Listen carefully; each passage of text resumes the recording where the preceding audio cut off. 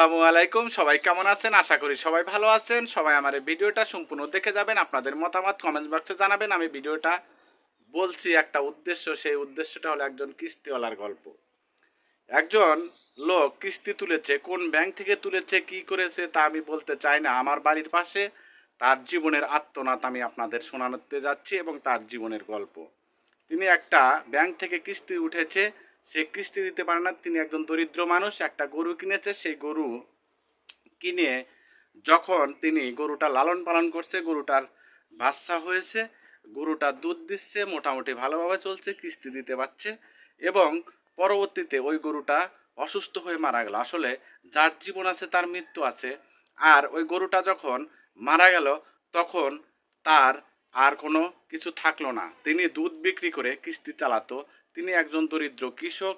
সেই কৃষক এবং তিনি মাঠে কাজ করে এবং আমাদের এলাকায় কামলা বলে বা আমাদের এলাকায় দিনমজুর বলে। সে দিনমজুরের কাজ করে।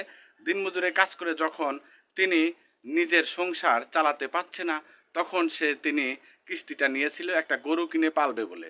গরুটা নিয়ে গেল, গরুটা চলে গেল, গরুটা মারা গেল। তখন তার কোনো কিছু আর থাকলো না। তিনি দিনে যা রোজগার করে তাই নিয়ে তার সংসার চালায়। পরবর্তীতে তিনি কিস্তি দিতে পারলো না। কিস্তির লোকজন বাড়িতে আসলো। বাড়িতে এসে তার বাড়িতে খাট, তার বাড়িতে জানালা থেকে শুরু করে যত কিছু ছিল, মানে আসবাবপত্র সব কিছু নিয়ে গেল। একটা করুণ কাহিনী। কত কষ্ট লাগলো, কত খারাপ লাগলো। তাই আপনাদের আমি প্রিয় ভাইদের বলছি, প্রিয় বোনদের বলছি, আপনারা যখন একটা জায়গায় থেকে একটা কিস্তি তুলবেন বা একটা কোনো কিছু করবেন, সেটা আপনার যেন ভালো হয় এটা করবেন। আর অনেককে দেখছি এক জায়গায় থেকে কিস্তি তুলে আর এক জায়গায় পরিশোধ করে আর এক জায়গায় তুলছে। এই কাজগুলো করবেন না। আপনি যতক্ষণ পর্যন্ত চলতে পারবেন ততক্ষণ পর্যন্ত কিস্তি নামক এই জিনিসটা আপনার ফ্যামিলিতে ঢুকাবেন না।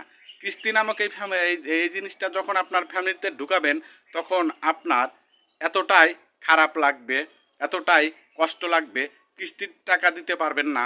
আপনার বাড়িতে লোকজন যাবে, আপনার বাড়িতে যাবে হচ্ছে আপনার সেই কিস্তি যারা তোলে তারা।